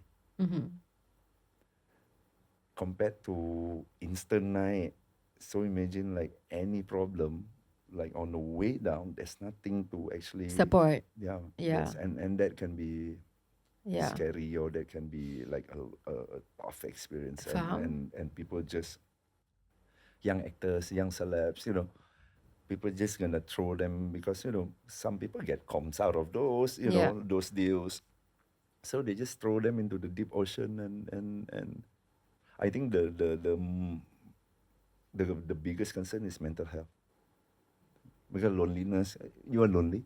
Yeah. You cannot go out, and you have to present the best of yourself all the time. I think that age bracket is crucial. Yeah, a lot of mental health issues actually. Macam once cross my knee, like most of the time we're like, nope. But if you don't this, you don't get this. Yep. But no, it's okay. Yeah. But to 21 years old, kan, if I don't do it, I don't get. Yeah. I do it. Yeah. Things like that. Yeah, and also the competition sekarang is insane because you post some TikToks, then you blow up, and then you become viral, then suddenly you're an actor, But then I kind of feel that's the easiest one. It just take me walking in my boxer to 𝘾𝙍𝙄𝙎 and ask somebody to snap some photos, dah viral. Sebenarnya. If viral is what this the they're goal? chasing, Yeah, betul. if viral is the objective, that's not the toughest part to to chase. Yeah. I think to be memorable, or to be to be seen, or to be regarded as someone yang lebih meaningful. And to cultivate I respect. think that is the toughest one. Yeah. Just to be viral, I think it's easy. Show your butt cheek, that's it. Yeah. Well, guys, untuk siapa-siapa yang nak jadi viral, now you know what to do. Esok festival butt cheek Malaysia kan. Pengsan kan. Sorry. Tak lah. Tapi abang, I mean, the only reason I was like, tadi is because you said your career was slow and steady. Now, this is something yang macam, I don't know. Yes, I agree, it's slow and steady. But you've built a career in multiple different markets. Yeah. And you're not done, abang. You're not done. Because like you did Malaysia. And then you were successful here. And won awards, and then you went to Indonesia, and then you did that again. And abang, you have a show coming out in Thai for the Thai market, and I'm like, what is going on? You're making me really stressed, abang, because if I want to be successful in my life, I need to do something about myself immediately, because I haven't even made it in one market, abang. Like, you please don't set the standards so high. Almost there. Abang, I'm never gonna be able to live it up. Stills, Abhilash posted on Blood Brother. Like, I know it's gonna be a cool show. Abang, I have 3 scenes in that movie, abang, please. It'll be a cool 3 scenes. That's From a good behind start. Shana's That's a Ahmad's good shoulder, start already. you see my hair. I hope my hair performs. That's a good start already. Like My then from then kita hit 6 and then 12 and then, we see lah. kan? We hope so lah. We hope so. Amin. Thank you lah, bang. But okay, no, this is, I really want to talk to you, bang, about this. The cursed land Yes. in Thai. What went on here? Like, I just want to know. Okay. Lately I see myself as cinematic wanderer. Like, like during the Silk Road days, other caravans, different caravans. Yeah. And each came from different Bukhara, Tashkent, Yeah. different, and all heading different places. Yeah. So I always see myself as, to be part of one project is like to be part of a one caravan's journey. Yeah. So that caravan have its own stories, have its own people, and with its context, its own, context. Yeah. And then bila dah sampai satu town, then you jump onto a different caravan going to other town, and through that caravan, then another round of stories. Yeah. So it's like that lah. So me seeing myself as helping amplify the voice of the filmmaker who wants to say something meaningful through films. And just be part of that movement and that caravan of his, telling his story to his people. I think that's a privilege. That's a fun way to live as well. how was your experience on like all of the different caravans that you've been on, abang? Not just, you know, in your different roles sebagai seorang pelakon, sebagai seorang penerbit, director, writer, all of these things that you've done, right? In not just the Malaysian market, now you've expanded Indonesia, Thailand. Like, do you see a difference in every single? Wow. No lah, because each has its own strength, but there also lies some of the weaknesses. So each market has its own complexities, and you just treat it as it is, and try to make the best out of it, and hopefully the project you're involved in gain success, so it can help the filmmaker that you're working with in his filmmaking journey. So, abang, what is the Kerslan about? Tell us. It's a horror. Okay. It's a horror about a father, single dad, with his daughter, moved into a Malay Muslim community on the suburb of Bangkok. But the whole context of the story is about retelling of suppressed history of how the original Bangkok, 𝙁𝙍𝙄𝙎, after the shift of Ayutthaya as the capital of Siam Kingdom to Bangkok as the capital, the new capital, it was built by prisoner of war from Patani and Kelantan. The Malay Muslims were the one who dug all those canals with their own bare hands. So we have such a rich history, and to be able to be part of that retelling. Yes, so it's so special. Crazy to not be part of it lah. And abang berlakon dalam bahasa Thai, kan? Yep. Okay, so I have to be honest with you about something, abang. I didn't really know that you could speak Thai. Yes. And tak ada lah pergi macam I can speak Thai tau. I can speak Thai. Tak ada lah. You don't go around like like betul lah. Tapi macam mana pengalaman abang untuk bekerja dalam bahasa Thai, and then tiba-tiba orang macam, abang boleh cakap bahasa Thai Oh wow. Kejap lagi abang buat cerita kat Philippines pula, macam mana lagi abang nak conquer. Okay, you see? It's more like learning. What I enjoy most is you get to learn each culture ada complexity dia, ada pelik dia, uniqueness dia, and it translated into how people behave as well. And that human condition yang bagi abang the kick or the high, macam ni okay. And I think that's the only thing yang motivates me to explore projects abroad ke apa ke, because of to keep mencari. Yes, to keep growing. I think the problem kadang-kadang kan macam if we are here, then and after a while it feels like recycling tau. After a while you can macam sini dah main 5 kali, I don't know how to play anymore. Dah tak ada option lain untuk the choices. And you don't want to shortchange your audience. So sometimes when you tell this to the director or casting director, they go like, what do you mean? Thinking like, you can I know I have some talent, but I'm not that talented that I have endless vocabs for scenes. What is like I know this is going to be the stupidest question everyone's ever asked you, abang. What is a character that you have not played yet that you would like to play? Ooh. It's such a stupid question because I really feel like you've done everything at least 3 times. No, there's stuff that I wanted to play, but we are developing it with different directors, and so pretty much nothing lah juga. Like the stuff that I want to do, like this would be cool, like this genre like never been done, and I wish like somebody do, and then initiate project with the director, and then you do it. We develop over the years, and after a couple of years, then things coming together, and so different director, you work different thing, and so it takes so long before. So people get to see the result, but they don't really see the work that goes into it. From ideation, sometimes 3 years, sometimes 5 years. One of my project 10 years. So it's but I think if we want to have that kind of result, I think we have to put in that kind of work as well. What's your dream, abang?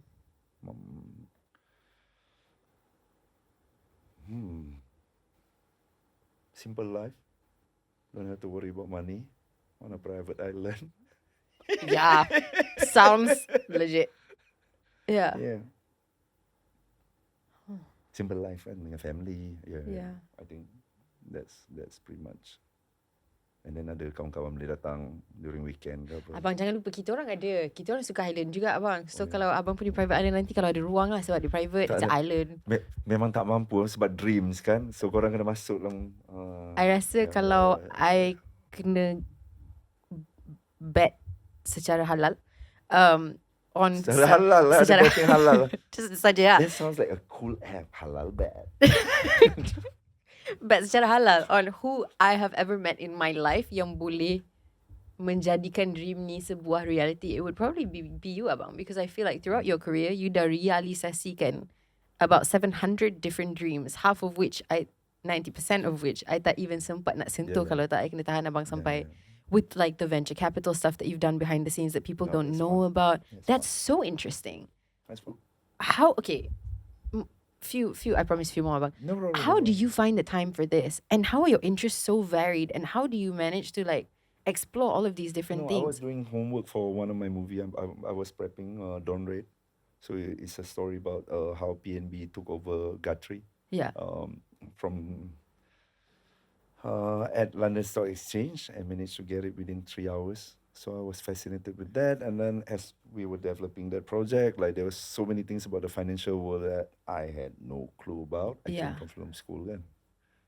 Even capitalism is a big no-no. Like I see it as a mode of oppression. Like It is. then I wrote another essay and got another scholarship. Went to Stanford, Palo Alto, and just to understand entrepreneurship and design thinking, things like that. And then it's the Mecca of startup and startup world lah kan. Yeah. So once you got there, you kind of like get inspired by all the success stories of the history of Palo Alto. And I was like, okay, capitalism can bring a lot of good to society as well. If this is what VC can do to society, I would love to set up one. So we came back and set up one. Abang, you set up a VC? Yeah. You own a VC? With friends, of course. I'm just a You partner. started a VC fund Sort of. as a successful actor in your spare time after going to Stanford to learn about finance. Tak Abang, adalah, tak. how many things are you actually qualified for in life? I just want to know, because we've got culture and language from Italy. We've also got like Stanford, obviously, because I'm we going just back to decided school. What are you learning next? No, I'm going back to school. I'm doing my MBA next year. Right. So, no, because I think there's also a sense of the showbiz got so much bad reputation that whenever you see the big people on top, they look at us like idiots. I also feel that way. So there's a lot of thing in me that want to be able to speak using their language. So I can speak your language. You don't need to speak my language. I can speak all. So it's about that as well. So yeah. What is the main driver of your motivation, abang? Because you are so driven. No is a step closer to yes. But maybe because I came from not so near family. So I was so used to rejection. Once you get used to rejection, then nothing Will stop you ever again. Exactly. You're kind of like, another rejection. Yeah. Just a step closer. Do you do anything in your free time? Actually, abang tak busy too. You can ask my neighbor.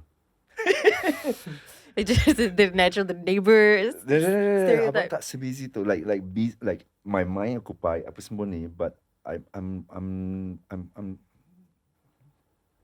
sebab most of the tasks can be done quite efficiently, quite fast. Like if you know how to do it or Without procrastination, yeah. Yeah, so you just go and finish it and that's it and move on and the longer you wait thinking that better ideas will come, The more time you're wasting. Yeah, exactly. So you just get the bad draft out.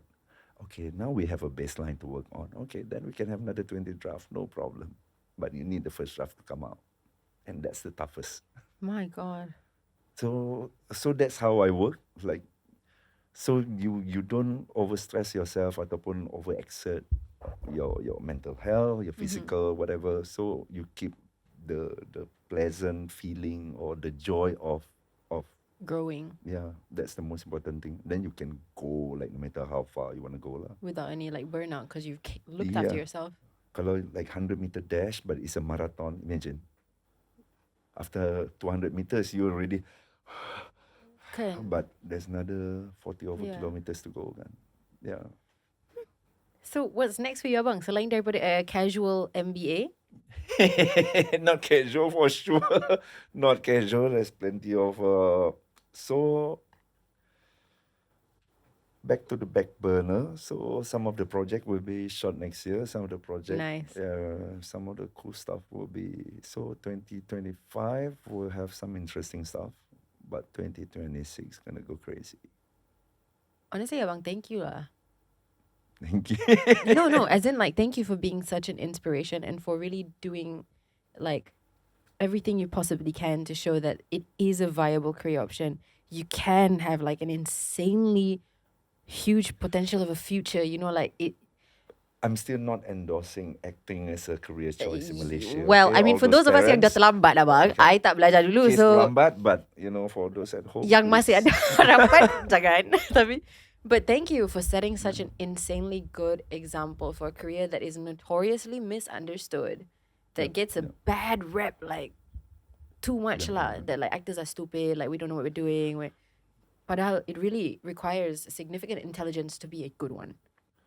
And a lot of, I think, humility and also understanding of human nature or human behavior as well, which I Yeah. don't think a EQ lot also of kena people- tinggi. Yeah. So I think that's the part that people don't understand. But possibly because of how media portrays the industry as well. Yeah.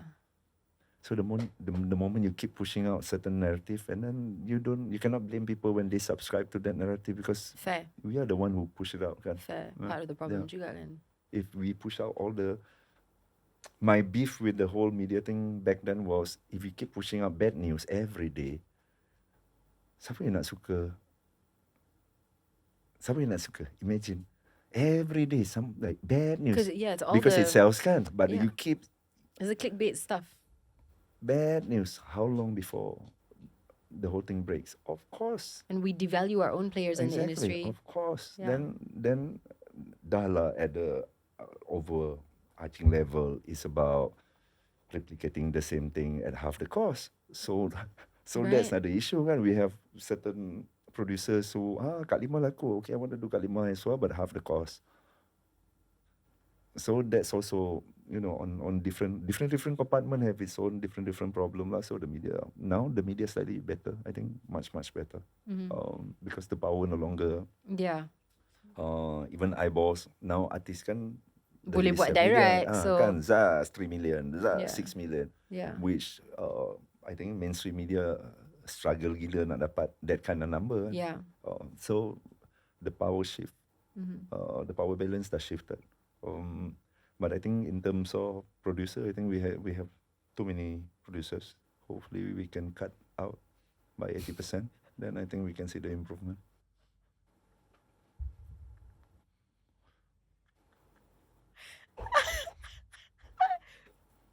Thank you. Yes. So kau apa? No, because we need we need smart producers, we need able producers. We Yeah. don't need entrepreneurs who jump into our industry because Finas got free money for them to use. Maybe some producers who love the art. Abang suka painting, but that doesn't make me a painter, and I shouldn't paint. Just- Yeah. I can support in different way. I Yeah. love art. I can buy painting. Betul. So Tapi I mean like they're not willing to sacrifice it for a bottom line. just consume je lah. You don't have the talent to produce kan. And Yeah, you're it's okay. spoiling. No, the issue is the power structure, as in bila menteri nak help the industry, who is he meeting? Dia tak akan pergi jumpa kru kan. Yeah. Dia mungkin jumpa pelakon sebab macam cantik. Baik, nak suka. Itu Yeah. je, got nothing to do with actual mining information, no. Nothing. So yang dia akan tanya producer. So if you have clueless producers, then They just the decisions or the suggestions that being given to the minister won't be the right kind of Betul. advisors. And the ones yang paling kena bijak is always the people who are on set under the hot sun, Exactly. putting down the tracks. Exactly. They are the first, and then one of them leaves, the whole infrastructure is gone, but they are never appreciated. Yeah, so that's the best career choice, acting. For me, daripada kru ke Yeah, like understand. definitely. But you produce also, abang. I enjoy, I think, the creative endeavor with like-minded people, Yeah. and also, especially like when you have something to say, like 𝙁𝙃𝙄𝙎, we had something to say. Oh, stateless Big child. time. Big time. Yeah, but it wasn't. It took a bit of time, and now I appreciate time a lot. Yeah. Like there are certain things that you cannot rush, and you have to allow time to prove or validate whatever you're doing. Yeah. And time is the best. Time Yeah. is the best. Like time is the best indicator to a lot of things. Yeah. So it took a bit of conviction or for PDRM to really see that we were not doing a blanket statement kind of story. We are not putting you like everyone in the PDRM. We are telling like an outlier, a special case that Lots of reflect convincing but finally they kind of see what we were trying to do and eventually supported the project, and we were very lucky and we were very fortunate and grateful for being the first movie to be able to discuss corruption in the police force. It's not With our strict, bang, that's incredible that you managed to it's pull that off. crazy. It's crazy, but it's I think it's worth the fight. And Yeah. if I had to go through the same journey again all over again, no problem. And hopefully with more time, there will be more and more people who look at examples like that, like 𝙁𝙃𝙄𝙎, and then they decide that this is going to be worth the fight and we should do it. There's a lot of movie that kind of improve on it and I think Sheriff had elements of it hugely, and turn it into something else altogether, which I think, and I think that's how industry should work. Like somebody just open a bit, like like one notch into new territory, and then Step by somebody step. will improve further and improve further, and then we end up with better movies, better product for the audience. Step by step, we eat the way lah, bang. Exactly. Okay, we're almost at the end. Before we finish, we got a rapid fire segment. This is the one where we don't really have much time. Setelah berjam ditanya ada rapid fire lagi. Okay, bang, are you ready? Yes. Okay. Boleh cakap tak ready. Tak boleh juga. Okay. Okay. Favorite genre of music?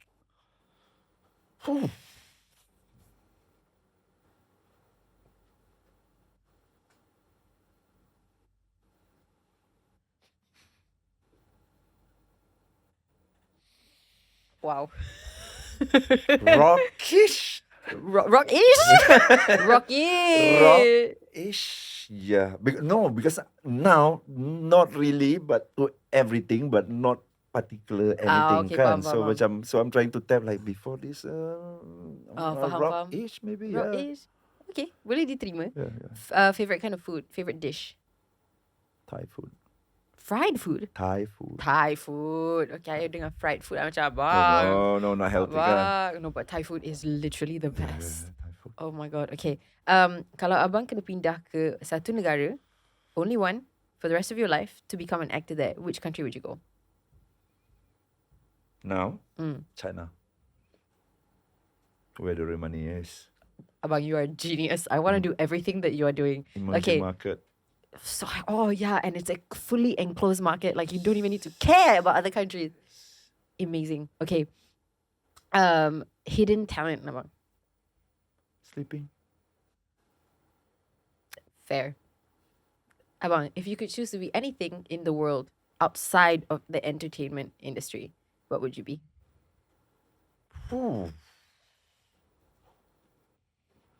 Including writing, painting. No. Yeah. I have very simple answer. Oh. Corporate director. Abang ada director juga in the title tau. It's a bit too but close to corporate home. director serve different roles. kan. Understand. Corporate director. Corporate director. Yeah, like being board director, independent board director, and you serve as independent bond director to Faham, listed faham. companies yang Faham. dekat bursa. That's quite totally different from what you're doing right now lah bang. I think the best part is I bring totally different perspective because now it's filled up with risk management, audit, Yeah, faham. former civil servants, and I think if you companies yang need transition or fresh perspective, I Yeah. think I'm gonna bring so many fresh perspective and to the table. Honestly, abang, I feel like the next time I see you, you're gonna be like, "Hey, by the way, I just joined the board of directors," and I'm gonna be like, "Yeah, bang, I saw this coming for you lah." Thank you for your show. Some chairmen saw me in your show. Kan chairman? No, I fully see it happening. Last one, abang. What's your favorite joke? None. You know, abang told me a joke just now outside. None. Abang, do you want to repeat it? Abang, you remember the one, right, with the flying? I think it's the silliest joke, but because I'm it kind of came into from my daughter, so it kinda the only memorable joke. Yeah. Yeah, because she gave me like jokes every day. So now she collects Jokes to tell you. like just normally. So she collects. Now she developed a new hobby like her. So she has this massive thing about what is this? Superman. Not bad. And what about this? Tak tahu lah, abang. Superman Returns. Welcome to my world.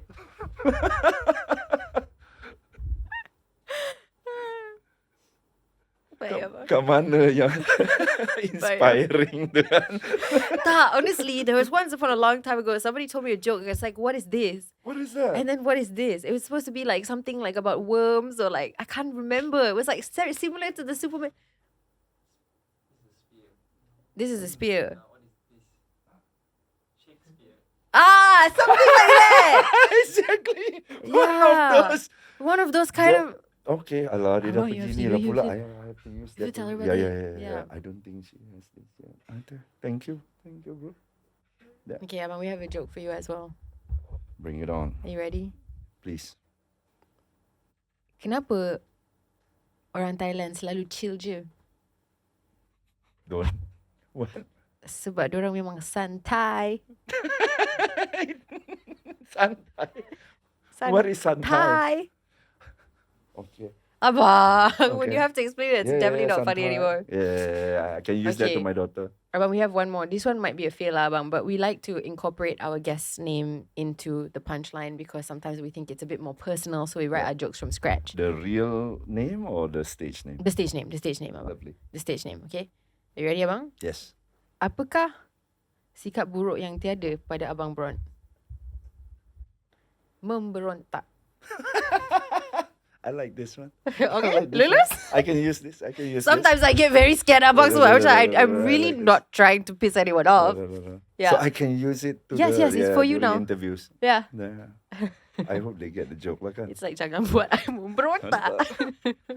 Exactly. Okay, Abang, we're almost at the end of the show. Before we end, if there's anything Abang nak cakap kepada your supporters out there. Thank you. It came out 8 days ago. The first land. Yes! So siapa yang dah tengok, terima kasih.